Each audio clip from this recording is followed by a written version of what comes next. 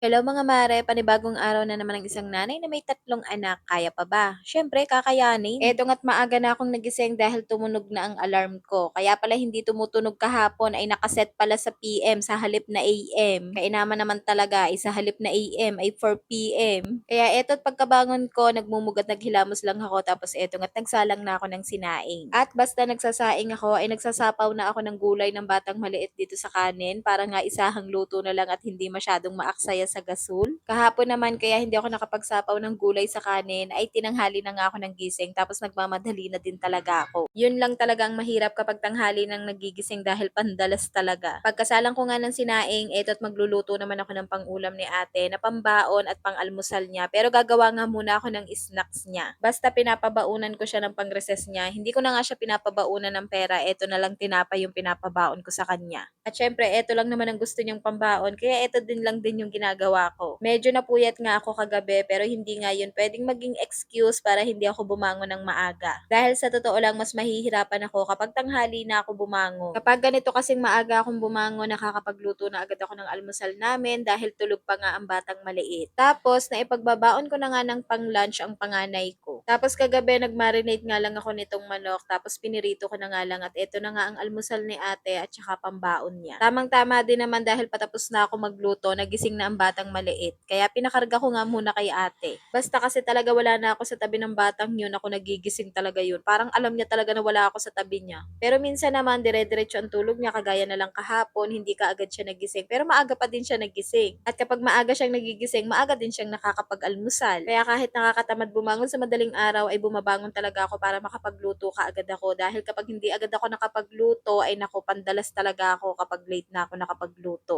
Pagkatapos ko magluto, eto nga't kinuha ko muna tong batang maliit para nga makaligo na si Ate Raisa. At pagkatapos niyang maligo, saka pa lang siya mag-aalmusal. Tapos nagpababa naman ang batang maliit kaya ito't naihanda ko na nga itong pambaon ni ate para sa lunch niya. At dahil inasal style nga itong pinirito kong manok, syempre hindi mawawala ang toyo mansi. Sa totoo lang, gustong-gusto ko talaga itong ginagawa ko, yung ipinaghahanda ng baon ng mga anak ko. Tapos tuwan-tuwa ako kapag nauubos nila yung pagkain nila. Naaalala ko nga no, nag-aaral pa lang kami, ako ang gumigising sa madaling araw para magluto ng pambaon namin at pang-almusal. Busy kasi no ng mga magulang ko dahil nagtatrabaho sila. At ayan, pagkatapos mag-asikaso ng anak na papasok, hindi pa rin tapos sa mga gawaing bahay at hindi pa din pwede magpahinga hanggat hindi natatapos sa mga gawaing bahay. Pagkatapos namin mag-almusal ng aking pangalawang anak, pinaliguan ko naman ang aking batang maliit. Nakapag-almusal na din siya tapos ayun, natulog na. At bago nga magtanghalian habang tulog pa ang batang maliit, eto nga't magluluto na ako ng pang-ulam namin ng aking pangalawang anak. At habang nagluluto, eto't naglilinis ng bahay at naghugas na din ng mga hugasin.